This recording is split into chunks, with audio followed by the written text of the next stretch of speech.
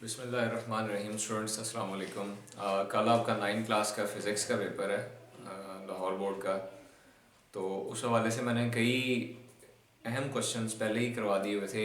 आज मुझे याद आया एक और अहम क्वेश्चन है जो कि काफ़ी अहम क्वेश्चन है, रेजोल्यूशन ऑफ फोर्सेस। ये इसके काफ़ी चांसेस हैं कल आने के। इसके अलावा मैंने पूरी जो प्ले लिस्ट है 9 क्लास की वो मैंने अलग से शेयर कर दी है। एक बार फिर आप उसको पेज पे जाके देख सकते हैं। आइए इसका आगाज़ करते हैं। वीडियो को स्टार्ट करने से पहले चैनल को लाइक करें, सब्सक्राइब करें और इसको उन बच्चों को शेयर करें जिनकी अभी बिल्कुल भी तैयारी नहीं हुई। एटलीस्ट वो उस लॉन्ग क्वेश्चन में उस प्ले लिस्ट को ही देख लें, उसी को तैयार कर लें, उनके लॉन्ग क्वेश्चन तैयार हो जाएंगे। तो आइए आगाज़ करते हैं। Resolution of forces.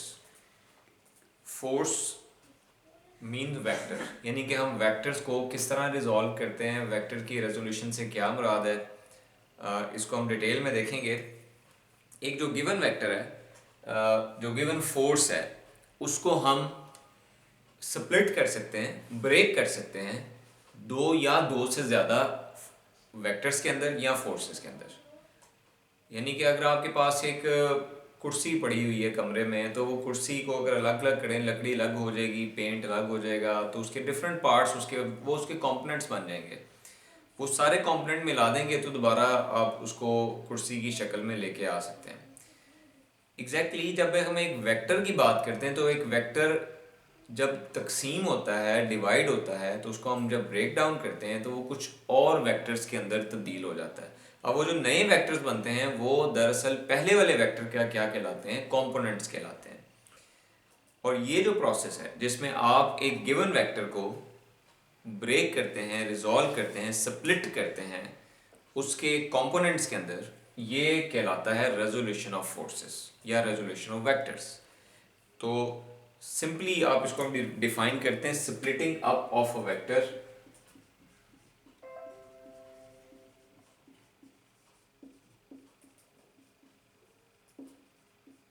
into two or more vectors is called resolution of vectors. आप यहाँ वेक्टर की जगह पे फोर्सेस की टर्म भी इस्तेमाल कर सकते हैं। आप टॉपिक का नाम वेक्टर से मुराद यहाँ फोर्सेस ही है, क्योंकि फोर्स एक वेक्टर क्वांटिटी है जिसको रिप्रेजेंट करने के लिए आपको मैग्नीट्यूड और डायरेक्शन दोनों चाहिए होते हैं। अच्छा, अब इसके बाद आ जाते हैं कि हम इसको करते कैसे। फर्स्ट करें, आपके पास ये एक वेक्टर है ओ बी और ये फोर्स का वेक्टर है जो कि एंगल बना रहा है थीटा एक्स एक्सिस के साथ। अब वेक्टर को उसके कंपोनेंट्स में रिजॉल्व करने के लिए हम वेक्टर के हेड से एक परपेंडिकुलर ड्रॉ करते हैं एक्स एक्सिस पे। अब ये परपेंडिकुलर आके कट करेगा एक्स एक्सिस को पॉइंट सी पे, तो ओ से सी तक आपके पास एक वेक्टर बन जाएगा और सी से बी तक एक दूसरा वेक्टर बन जाएगा।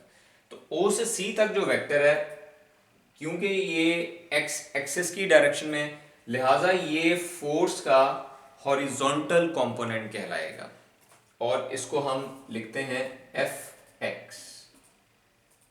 सी से बी तक ये क्योंकि वाई एक्सिस के पैरेलल है, लिहाजा ये कहलाएगा फोर्स का वर्टिकल कंपोनेंट और इसको हम लिखते हैं एफ वाई के साथ। अगर आप हेड टू टेल रूल का इस्तेमाल करें तो ये आप देखें कि ये दोनों आपस में किस जगह पे 90 डिग्री पे हैं। यानी कि जो फोर्स के जो दोनों कंपोनेंट्स हैं, एक्स कंपोनेंट और वाई कंपोनेंट, ये दोनों एक दूसरे पे 90 डिग्री पर मौजूद हैं। क्योंकि ये 90 डिग्री पे मौजूद है, लिहाजा इनको नाम दिया जाता है रेक्ट एंगुलर कंपोनेंट्स का नाम दिया जाता है। क्योंकि रेक्टेंगुलर कंपोनेंट्स, रेक्टेंगल में जो चारों एंगल्स होते हैं वो 90 डिग्री के होते हैं, तो उसी मुनासबत से इसको हम नाम देते हैं rectangular components. F X and F Y are horizontal and vertical components of the given force which is F, making angle theta with x axis। अच्छा, अब हमारा जो काम है वो हमने एफ एक्स को मालूम करना है, यानी कि एफ एक्स का मैग्नीट्यूड मालूम करना है और एफ वाई का मैग्नीट्यूड आपने क्या करना है, मालूम करना है। तो इसको डिटेल में जाने से पहले एफ एक्स का मैग्नीट्यूड और एफ वाई का मैग्नीट्यूड आप यहाँ पे हेड टू टेल रूल का इस्तेमाल करें। हेड टू टेल रूल के मुताबिक गौर करें, ओ सी प्लस सी बी, यानी कि पहला वेक्टर और ये दूसरा वेक्टर और पहले की टेल और लास्ट का हेड, तो आपके पास ओ बी आ जाएगा। मतलब F X plus F Y equal आ गया किसके, एफ के इक्वल आ गया। तो ये आपके पास दरअसल हेड टू टेल रूल के मुताबिक एक गिवन फोर्स को आपने ब्रेक कर दिया किसके अंदर, दो उसके कंपोनेंट्स के अंदर। और जो आने वाले जो दो नए कंपोनेंट्स हैं, एक्स कंपोनेंट और वाई कंपोनेंट, ये भी दरअसल क्या है, फोर्सेस ही हैं। ओके, और ये प्रोसेस क्या कहलाता है, रेजोल्यूशन ऑफ फोर्सेस कहलाता है। आई होप सो कि आपको समझ आ गया होगा। आपने वीडियो को रोक रोक के देखना है ताकि आपको ज्यादा क्लियर हो सके। अच्छा, अब इसके बाद हमारा अगला टास्क है, हमने एफ एक्स को मालूम करना है और एफ वाई को मालूम करना है। इसके लिए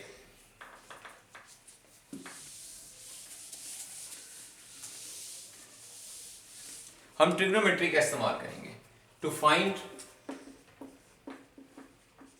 एफ एक्स। एफ एक्स को मालूम करने के लिए in triangle O C B cos theta, याद रखना है एक्स कंपोनेंट को मालूम करने के लिए कॉस का इस्तेमाल करेंगे और वाई कंपोनेंट को मालूम करने के लिए हम साइन का इस्तेमाल करेंगे। तो कॉस थीटा इक्वल होगा बेस ओवर हाइपोटेन्यूज। ये आप लोगों ने पढ़ा होगा, अभी हम उसकी डिटेल में नहीं जाएंगे, कल आपका पेपर है। Hypotenuse cos theta F x divided by F, यानी कि जो ओ सी है ये एफ के एफ एक्स के इक्वल आ गया और जो ओ बी है वो एफ के इक्वल आ गया। क्रॉस मल्टीप्लाई करें तो एफ एक्स इक्वल आ गया एफ कॉस थीटा। तो ये मेरे पास एक्स कंपोनेंट आ गया। क्लियर हो गया। अच्छा, अब इसके बाद अब हमने मालूम करना है टू फाइंड एफ वाई। अब एफ वाई को मालूम करना है तो अगेन ट्राइंगल इस्तेमाल करेंगे ओ सी बी। तो इसके लिए हम साइन थीटा का इस्तेमाल करेंगे। साइन थीटा इक्वल होता है परपेंडिकुलर ओवर हाइपोटेन्यूज। अब परपेंडिकुलर क्या है, थीटा के बिल्कुल सामने वाली जो साइड है वो परपेंडिकुलर कहलाएगी, यानी कि sine theta perpendicular C B और हाइपोटेन्यूज जो आ गया वो क्या आ गया, ओ बी आ गया। तो साइन थीटा परपेंडिकुलर आ गया F divided by F Y. समझ आ गया जी? आई होप सो कि क्लियर हो गया होगा। इसको क्रॉस मल्टीप्लाई करें, सॉरी एफ वाई। ओके, इसको मैं दोबारा एक बार बताना चलूँ। Perpendicular over hypotenuse, perpendicular C B और हाइपोटेन्यूज ओ बी के इक्वल आ गया। सी बी एफ वाई और ये एफ आ गया, तो एफ वाई इक्वल आ गया एफ साइन ऑफ थीटा के। तो आपके पास हॉरिजॉन्टल एंड वर्टिकल कंपोनेंट्स का जो फॉर्मूला है वो आ गया, यानी कि आपने एफ एक्स भी मालूम कर लिया और एफ वाई भी मालूम कर लिया। ओके, इसके बाद एक अलग से टॉपिक है जो कि इसी टॉपिक का पार्ट है, determination of force from its rectangular components. यानी कि टॉपिक का मैं नाम लेता हूं, इसी ट्राइंगल को हम इस्तेमाल करेंगे।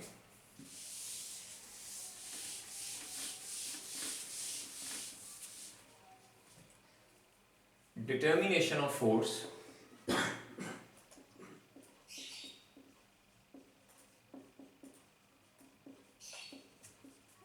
From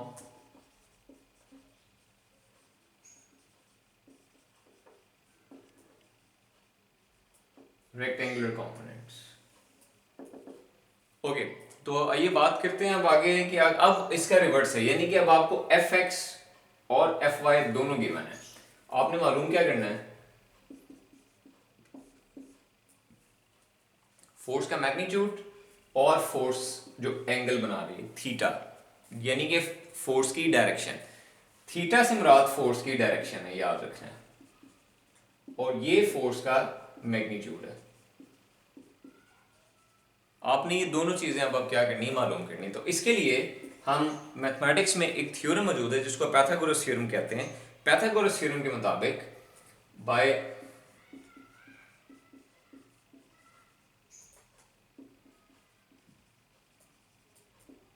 Pythagoras theorem, hypotenuse square is equal to base square plus perpendicular square. मैं यहाँ पे भी लिख देता हूँ, ये बेस है, ये परपेंडिकुलर है और ये हाइपोटेन्यूज है।